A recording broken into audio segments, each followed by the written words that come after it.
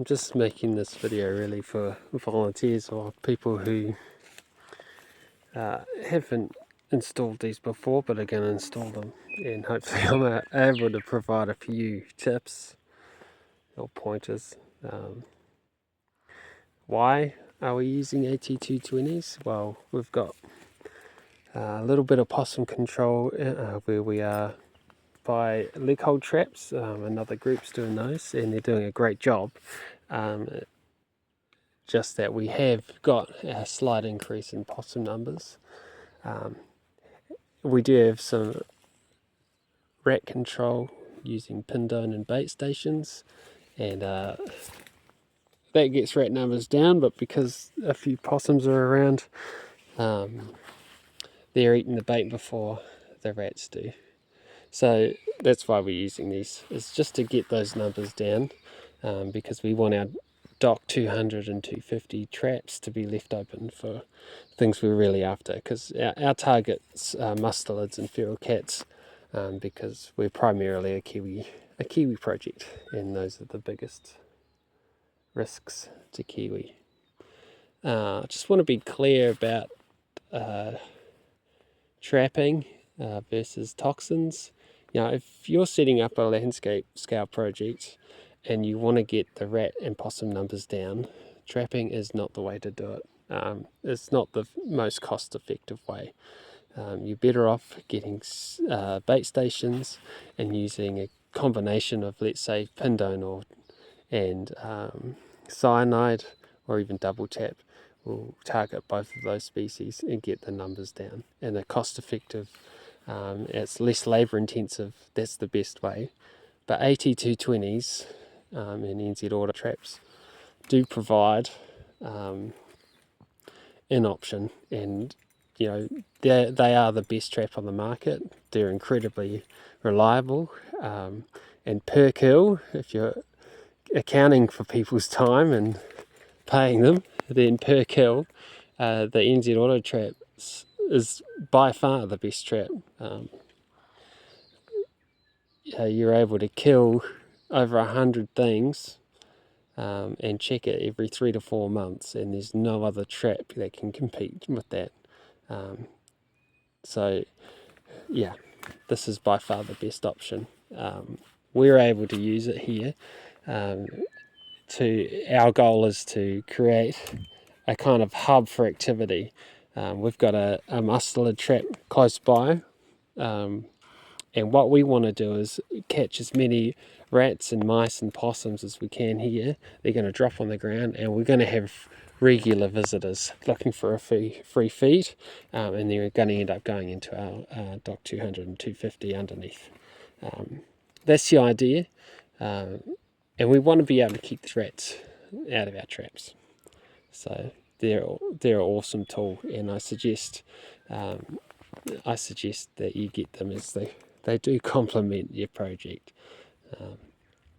Yeah, hopefully my tips are useful. We'll see. How I transport my traps.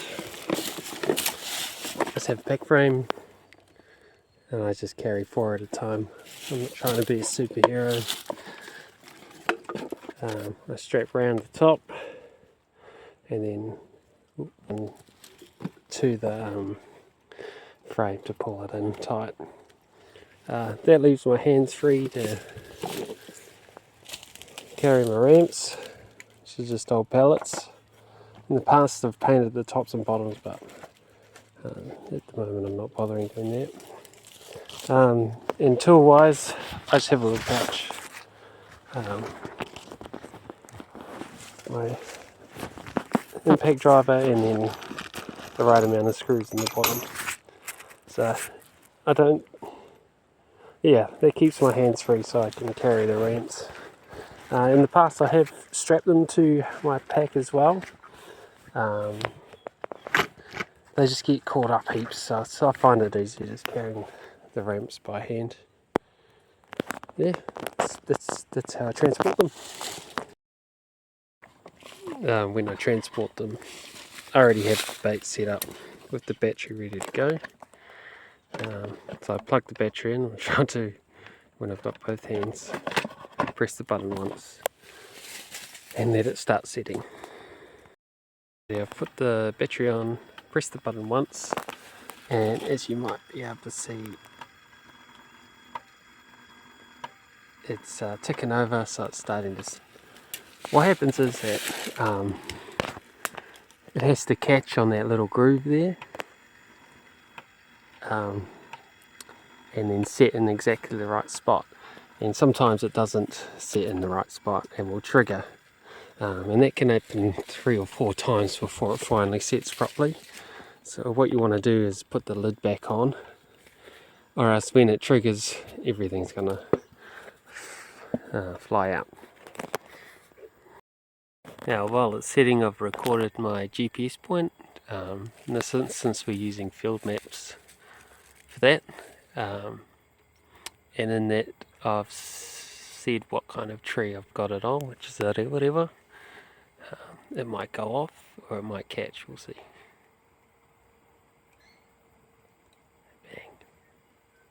Bang. So there's an example of it not catching.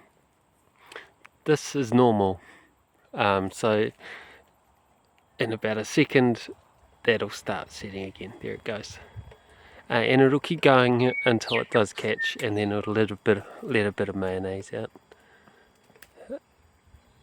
We're recording every tree type,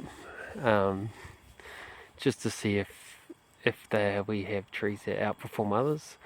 In this case, the rewa is quite palatable when it's flowering, so it's usually the first to flower in spring for us. So that's why I've chosen a rewa.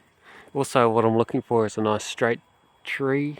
If it's leaning backwards, then the bait runs back and down into the tree, and if it's leaning outwards, your bait misses your ramp completely and kind of just drops on the ground. When I'm lining it up, I'll initially do it. Usually it comes out of the holes of the mayo, so it should line up kind of like that with your ramp. But when I run the bait out at the end, that'll be a final test to see whether my ramp's in the right spot. In terms of angles, it's quite a steep angle, primarily because we've got weka, so the trap's chest height and the ramp's quite steep. Otherwise it would be nailing weka all the time. We can't have that. Yeah, and here it goes, it's starting to reset again. Alrighty, so now it's set. I've pressed that little button there. I've connected to the Wi-Fi signal it puts out on my phone.